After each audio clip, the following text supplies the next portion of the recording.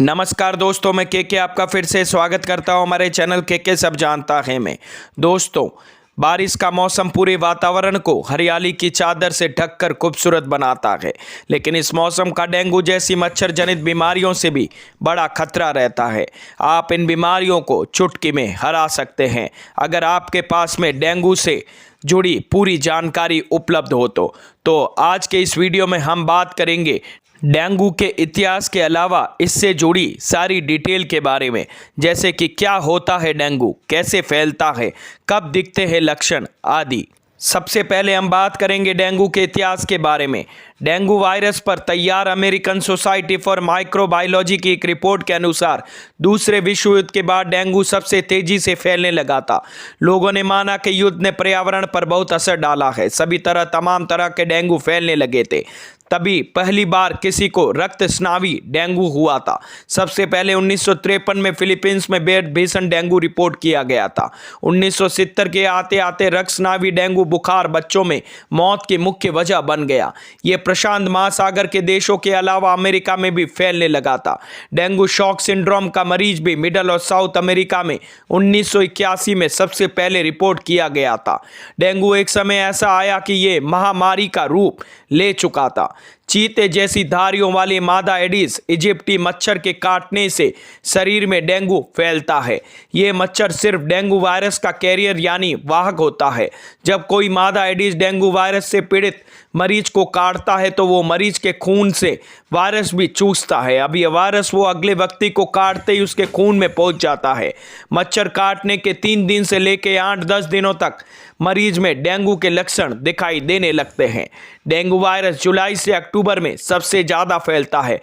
इसकी वजह है इस मौसम में मच्छरों के पनपने के लिए पूरा माहौल होता है। ये साफ पानी में आसानी से पनप जाते हैं। सबसे खास बात यह है कि ये ना तो बहुत ऊंचा उड़ते हैं और ना ही रात में किसी को काटते हैं। क्लासिकल या साधारण डेंगू, ये बुखार आसानी से ठीक होता है। ऐसे मरीज बुखार के इलाज या अपने आप भी ठीक हो जाते हैं।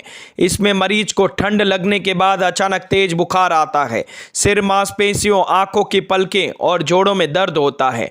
इसमें चेहरे और छाती पर लाल गुलाबी रंग के रेशेस भी हो सकते हैं।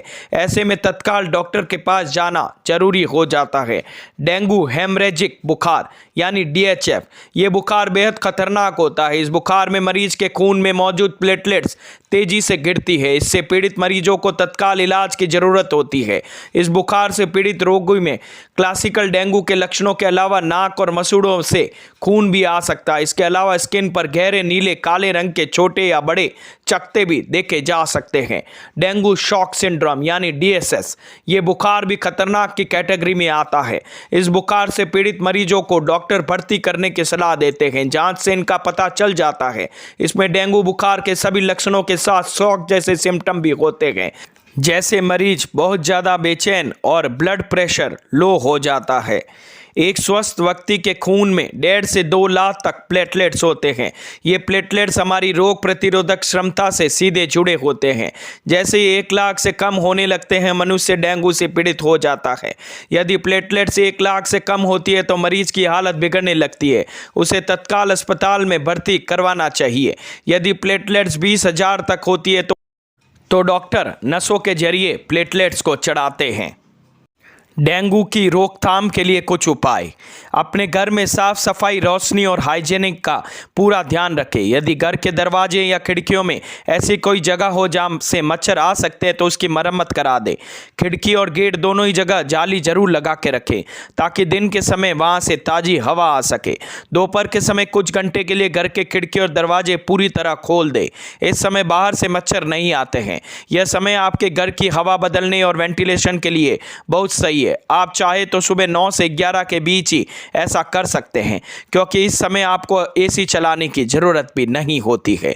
घर में उन सभी चीज़ों को हटा दें या फिर उनकी सफाई करके सुखा दें जिन्हें आप कम उपयोग में लेते हैं। यदि घर में कोई ऐसी जगह, कोई बर्तन, कूलर, गमला, पाइप आदि है जो खुला है तो इसमें पानी भरा रहता है तो उसे खाली कर दें, क्योंकि डेंगू का मच्छर साफ पानी में ही पनपता है।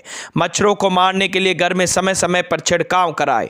घर की सफाई का पूरा का ध्यान रखें। सब्जियां और फल आदि खुले न रखें, बल्कि धुलकर और पोंछकर फ्रिज में रखें या जाली से ढक कर रखें ताकि इनमें मच्छर ना छिप सके। मार्केट में आपको ऐसी अगरबत्ती और धूप मिल जाएगी जो घर में मच्छरों को दूर भगाने का काम करती है। दिन में 2 बार, एक बार सुबह और एक बार शाम के समय उन्हें अपने घर में लगाएं, क्योंकि इन दोनों में ही वक्त पर अधिक मच्छर घर में आते हैं। रात को सोते समय ऐसे कपड़े नहीं पहनने चाहिए जो एकदम फिटेड और शॉर्ट हो, बल्कि ढीले और पूरी आस्तीन के कपड़े पहनने चाहिए। इसमें शरीर को भी आराम मिलता है, नींद अच्छी आती है और पूरी बाह के कपड़ों में मच्छर भी कम काटते हैं। मच्छरदानी मच्छरों के प्रकोप से बचने का सबसे अच्छा उपाय है। गांवों में आज भी बड़े स्तर पर मच्छरदानी का उपयोग होता है। हालांकि शहरों में यह चलन लगभग खत्म हो गया है, लेकिन बरसात के समय में इसका उपयोग कई संक्रामक रोगों और बुखारों से बचा सकता है। आप जानते हैं कि डेंगू मच्छरों के कारण फैलने वाला रोग है। इससे बचने के लिए आप गिलोय और पपीते के पत्तों के रस का सेवन भी कर सकते हैं। तो उम्मीद है दोस्तों, डेंगू से जुड़ी मेरी ये जानकारी आपको पसंद आई होगी। अगर मेरी ये वीडियोस आप लोगों को पसंद आते हैं तो प्लीज़ लाइक, शेयर, सब्सक्राइब करना ना भूलें और हाँ, कमेंट करना भी ना भूलें। धन्यवाद।